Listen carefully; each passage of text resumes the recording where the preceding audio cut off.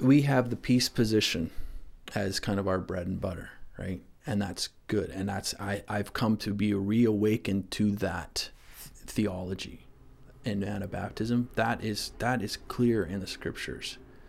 But what we've come to is we've kind of taken that to a degree, and it's shaped our cultures, even as you see it in Mennonite churches today. We've been peace keepers rather than peacemakers. And so in an effort to keep the peace, we don't speak the truth in love. We think keeping the peace means just, well, I won't complain. I'll just hold my cards. And I might not agree with that, but I'm just not going to complain. I'm going to keep the peace and keep the unity so I won't complain. When sometimes our complaints are actually prophetic voices that we need to call the church to keep account and other people to keep account. And so we've kind of had an unhealthy view of peace, and I think we need to be peacemakers.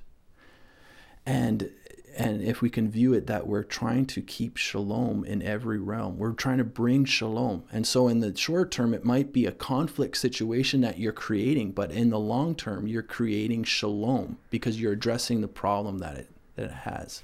And so that's why we've had, I think, a little bit of we've been known to have battles within Mennonites. Like there's a lot of conflict in the churches, there's a lot of politics happening.